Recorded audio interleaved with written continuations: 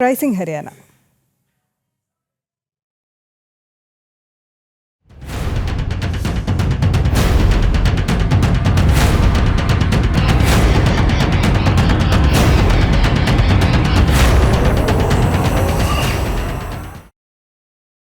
നിക്ഷേപ സൗഹൃദ സംസ്ഥാനമായി ഹരിയാന.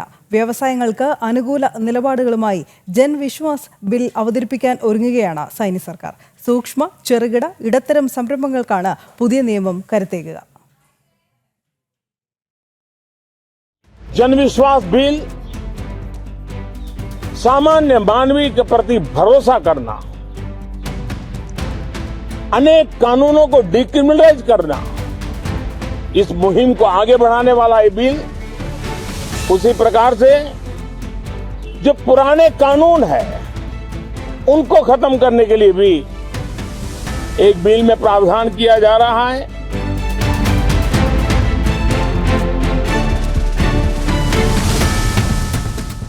ഹരിയാനയിലെ വ്യവസായ മേഖലയ്ക്ക് മുതൽക്കൂട്ടാക്കുന്ന നിയമമാണ് നായബ് സിംഗ് സൈനി സർക്കാർ നടപ്പിലാക്കാൻ ഒരുങ്ങുന്നത്.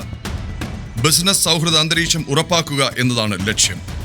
ചെറിയ കുറ്റകൃത്യങ്ങൾ കുറ്റകരമല്ലാതാക്കി വ്യവസായങ്ങൾക്കുള്ള നിയന്ത്രണങ്ങളും തടസ്സങ്ങളും നീക്കം ചെയ്യുക എന്നതാണ് നിയമം കൊണ്ട് ഉദ്ദേശിക്കുന്നത്. സൂക്ഷ്മ, ചെറുകിട, ഇടത്തരം സംരംഭങ്ങൾക്കാണ് പുതിയ നിയമം കരുത്തേകുക. നിക്ഷേപകരുടെ ആത്മവിശ്വാസം ഊട്ടിയുറപ്പിക്കാനും ഇതിലൂടെ കഴിയും. ബിൽ നിയമമാകുന്നതോടെ നിക്ഷേപകർക്ക് കാര്യമായ തടസ്സങ്ങൾ സൃഷ്ടിക്കുന്ന നിയന്ത്രണ ഭാരം പാടെ ഇല്ലാതാകും. നരേന്ദ്രമോദി സർക്കാരിന്റെ കാഴ്ചപ്പാടിന് അനുസൃതമായാണ് പുതിയ നിയമരൂപീകരണം. അനുകൂലമായ നിയമ അന്തരീക്ഷം പ്രോത്സാഹിപ്പിച്ച് ബിസിനസ്സുകൾക്ക് ശക്തി പകരുക എന്നതാണ് ഉദ്ദേശ്യം. ഇതിലൂടെ സംരംഭകത്വ മനോഭാവം കൂട്ടാനുമാകും. സുഗമമായ പ്രക്രിയകളിൽ കൂടുതൽ നിക്ഷേപം ആകർഷിക്കാനാണ് ജൻ വിശ്വാസ് നിയമരൂപീകരണം. രാജ്യത്തിന്റെ തന്നെ സമ്പദ് വ്യവസ്ഥയുടെ നട്ടെല്ലാണ് സൂക്ഷ്മ, ചെറുകിട, ഇടത്തരം വ്യവസായങ്ങൾ.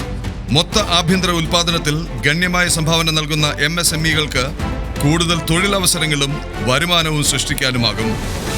ഇത്തരം വ്യവസായങ്ങൾക്ക് മികച്ച അന്തരീക്ഷം ഉറപ്പാക്കുകയാണ് പുതിയ ബില്ലിലൂടെ സൈനി സർക്കാരിന്റെ ലക്ഷ്യം.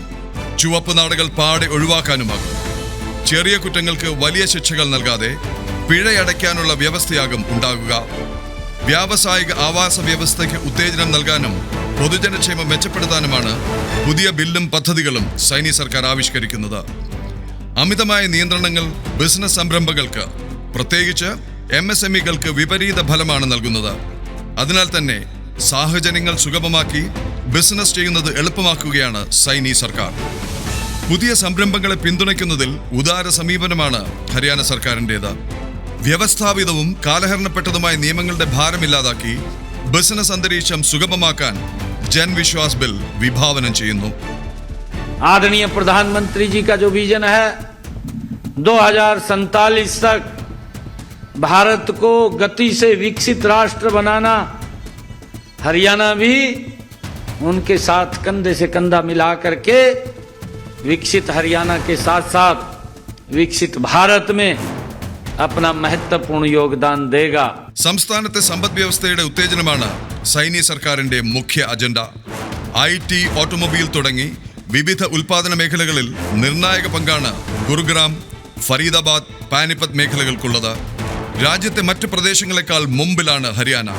വ്യാവസായിക വളർച്ചയുടെയും സാമ്പത്തിക ചലനാത്മകതയുടെയും കാര്യത്തിൽ ഗുജറാത്ത്, തെലങ്കാന, മഹാരാഷ്ട്ര, ആന്ധ്രാപ്രദേശ് തുടങ്ങിയ വലിയ സംസ്ഥാനങ്ങൾക്കൊപ്പം നിൽക്കും സംസ്ഥാനം.